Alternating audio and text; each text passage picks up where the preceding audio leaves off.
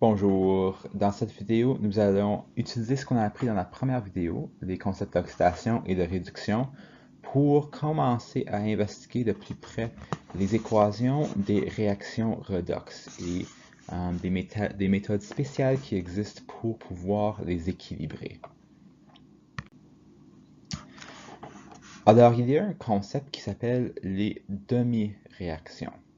C'est vraiment juste prendre la réaction redox au complet et la diviser en deux, selon l'oxydation et la réduction qui a lieu.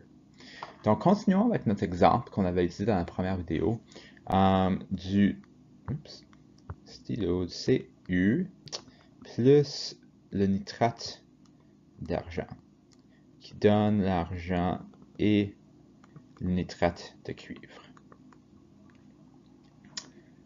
Alors, on avait dit que le cuivre ici est réduit. Excuse, non, même moi je me confonds des fois. Le cuivre est oxydé parce qu'il perd des électrons. L'argent est réduit parce qu'il gagne des électrons. Donc, en premier, on va écrire la demi-réaction d'oxydation. Donc ça, c'est la réaction de seulement ce qui est oxydé, ce qui perd des électrons. Donc, ce serait le cuivre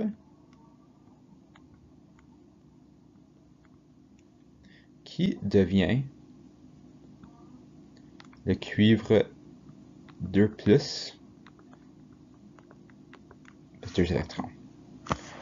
Donc, si on veut regarder à juste le processus d'oxydation, puis rappelez-vous que peut-être j'aurais dû écrire l'équation ionique nette ici. Donc, l'équation ionique nette serait Cu plus Ag plus donne Ag plus Cu 2+. Donc, on prend tout simplement la partie oxydation, le cuivre qui perd des électrons pour devenir le cuivre 2+. Et de la même façon, on peut écrire la demi-réaction de réduction comme étant le changement que subit l'argent. Donc, l'argent plus, on lui ajoute un électron pour donner l'argent. Ce sont nos deux demi-réactions qui, ensemble, si on les ajoutait, nous donneraient l'équation ionique nette. Alors, comment les équilibrer? Je vais juste rapidement écrire encore nos deux demi-réactions. Donc, nous avons le cuivre qui donne le cuivre 2+, plus 2 électrons. Puis, juste question de rapidité, je n'écris pas les états à chaque fois, mais c'est une très bonne pratique de toujours écrire les états de chaque élément. Et on a l'argent plus,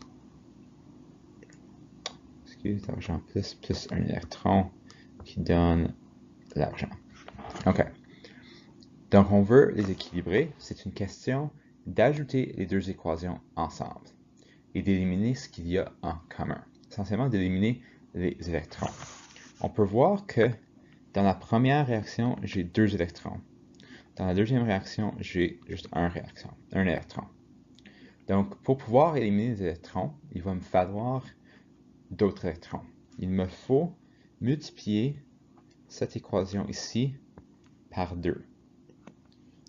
Donc, cela va me donner 2Ag plus 2 électrons donne 2Ag. Puis là, on peut effacer celui-là.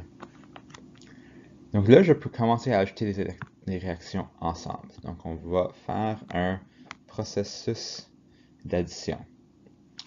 Alors, j'ai 2Ag plus 2 électrons plus Cu me donne Cu2 plus 2 électrons plus 2 Ag. Donc, ce que j'ai fait, c'est que j'ai pris tout ce qui est à gauche de la flèche et je l'ai mis ensemble. Et j'ai pris tout ce qui est à droite de la flèche et je l'ai mis ensemble pour ajouter les deux réactions ensemble. Et là, je peux voir que j'ai 2 électrons à gauche, 2 électrons à droite que je peux éliminer. Donc, je peux réduire mon équation à 2Ag plus Cu me donne Cu2 plus 2Ag. Et ça, c'est mon équation ionique nette qui est équilibrée. Et là, je pourrais rajouter le sulfate là-dedans. Donc, on a, excuse le nitrate, on avait NO3- plus NO3-. Et je pourrais retourner à mon équation originale. 2AgNO3 plus Cu me donne Cu NO3 2 plus 2Ag. Et nous avons maintenant une équation qui est parfaitement équilibrée. Mais là, je sais qu'est-ce que vous pensez. Monsieur Morin, tu viens de nous montrer comment équilibrer une équation d'une façon qui est bien plus complexe que ce qu'on avait déjà appris en 10e année. Je peux faire ça juste en regardant l'équation sans traiter les demi-réactions, les électrons. Qu'est-ce que tu fais gaspiller mon temps? Je le sais. Ça, c'était un exemple qui était plutôt simple, facile pour vous démontrer le concept. Là, on va aller voir des équations qui sont un peu plus complexes, qui seraient beaucoup plus difficiles à équilibrer, même avec la méthode de tableau d'équilibre pour équilibrer les équations que je vous ai montré en 10e et en 11e année comme stratégie. Donc, il y a deux cas qu'on va examiner. Le premier, c'est dans une solution acide. Le deuxième, ce serait dans une solution basique. Pour commencer avec la solution acide, je vais utiliser un exemple du manuel, une question du manuel pour vous montrer la technique. Donc, on va faire la page 598, numéro 4, qui nous dit que l'iode solide et ClO- aqueux donne IO3- aqueux plus Cl- aqueux. Donc ici, le manuel nous donne déjà l'équation ionique nette. Nous n'avons pas à le créer, c'est déjà donné. Dans certaines circonstances, tu pourrais avoir l'équation originale, puis il faudrait que tu détermines l'équation ionique nette. Donc, en regardant cette équation, on n'a pas tout de suite une vision de qu'est-ce qui est réduit, qu'est-ce qui est oxydé. Donc, pour commencer, on va tout simplement écrire les demi-réactions qu'on peut facilement voir en se basant sur l'iode et le chlore. Donc, je peux écrire en premier lieu I2 me donne IO3. Et la deuxième que je pourrais écrire, c'est ClO- me donne Cl-. Là, j'ai deux équations, j'ai deux demi-réactions. Et ce que je veux faire, c'est équilibrer tout sauf l'hydrogène et l'oxygène. Ici, on n'a pas d'hydrogène, donc c'est pas grave, mais on veut équilibrer tout sauf l'oxygène. Donc, en premier lieu, on va équilibrer l'iode.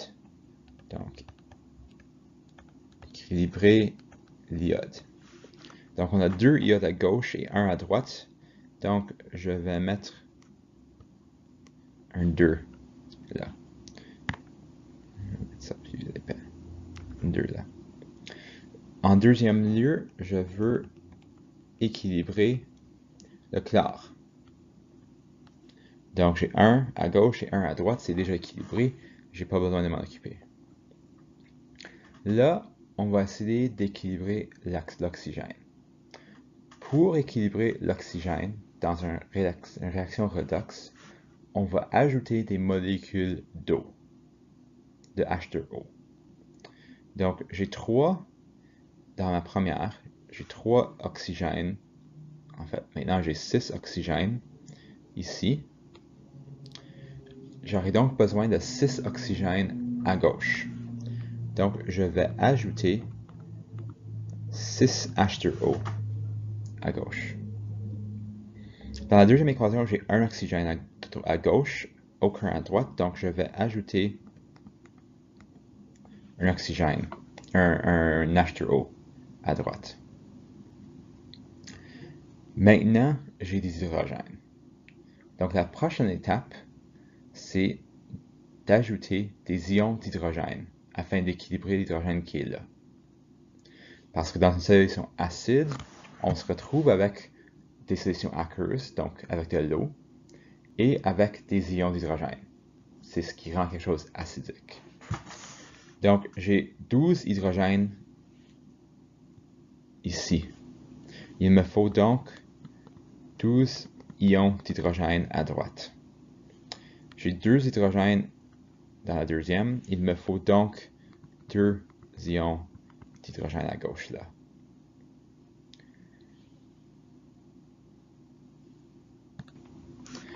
Maintenant que mes atomes sont tous équilibrés, j'ai le bon montant de chaque atome sur chaque côté, il faut équilibrer les charges comme prochaine étape.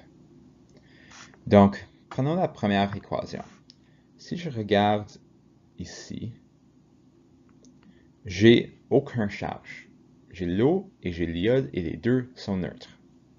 Si je regarde ici, j'ai 12 cations d'hydrogène. J'ai 12 charges positives et j'ai 2 charges négatives sur mon IO3.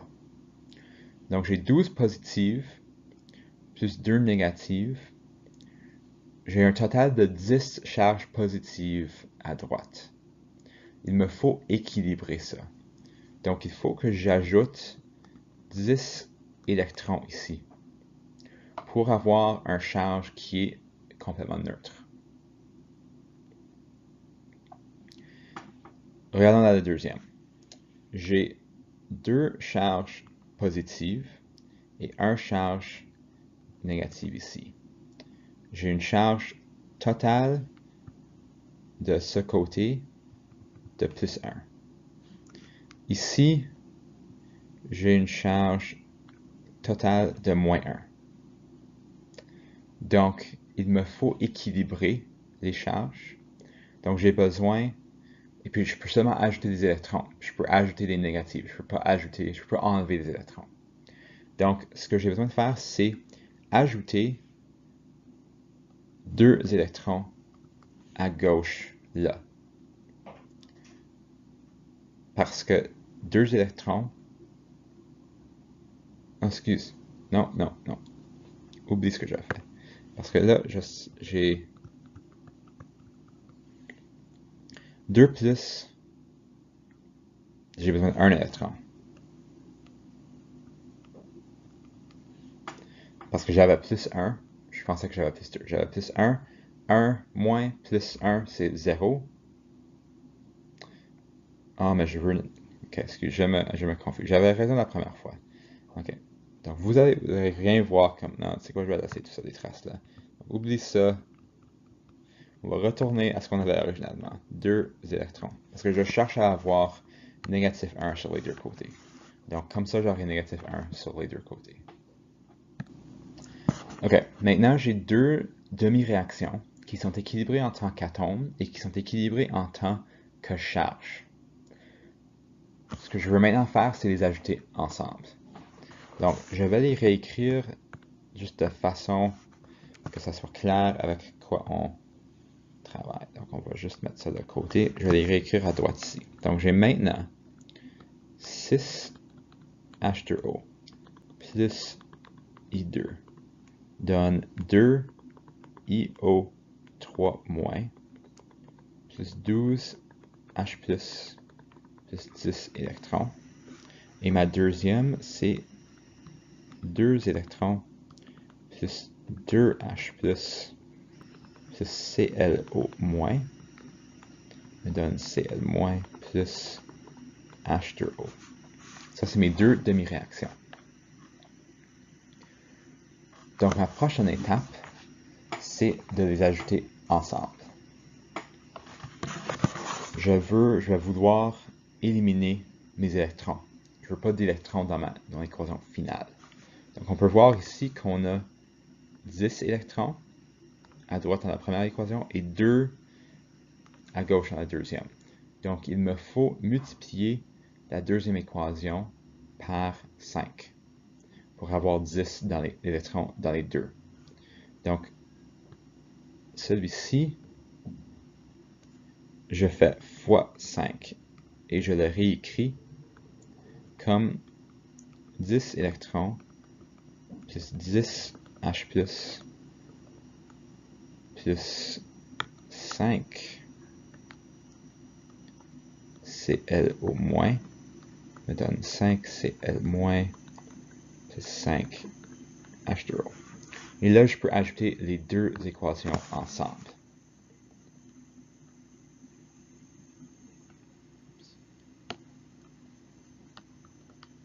Donc, je vais commencer un peu à gauche ici. J'aurai 6 H2O plus I2 plus 10 électrons plus 10 H plus 5 ClO- me donne 2IO3- plus 12 H plus 10 électrons plus 5 Cl- plus 5 H2O, juste assez de place. OK. Là, je cherche qu'est-ce que je peux éliminer. Donc, j'ai 10 électrons ici, j'ai 10 électrons là. J'ai 10 H+ à gauche et 12 à droite. Donc, ça, je peux l'éliminer. Et je peux éliminer le 12 et le réduire à 2. J'ai 6 H2O à gauche et j'ai 5 à droite. Donc, je peux éliminer les 5 à droite et enlever le 6 à gauche. Et le reste ne s'élimine pas. Donc, je peux réécrire mon équation comme étant H2O plus I2 plus 5 ClO- me donne 2IO3- plus 2H plus 5 Cl-. On peut maintenant faire une vérification. J'ai 2H à gauche, 2H à droite. J'ai 6O à gauche et j'ai 6O à droite. J'ai 2I à gauche et 2I à droite. J'ai 5 chlores à gauche et 5 chlores à droite. Donc, mes atomes sont équilibrés. Je vérifie les charges. J'ai 5 charges négatives, j'ai un 5- comme charge totale à gauche. À droite, j'ai 7 négatives plus 2 positives, ça fait 5 négatives à droite. Donc, mes charges sont équilibrées sur les deux côtés. Donc, tout est équilibré. Et j'ai maintenant une équation redox qui est équilibrée. La dernière question, c'est qu'est-ce qui a été réduit, qu'est-ce qui a été oxydé? Mais on a tout simplement à regarder à nos demi-réactions. On voit ici que on avait une perte de 10 électrons dans la première demi-réaction. Donc, celui-là, c'est la demi-réaction d'oxydation. Et c'est l'iode qui est oxydé, ou qui est le réducteur. Dans la deuxième, on a un gain de 10 électrons. Donc, celui-là est réduit, et la demi-réaction de réduction. Et c'est le chlore qui est réduit, le chlore qui est l'oxydant.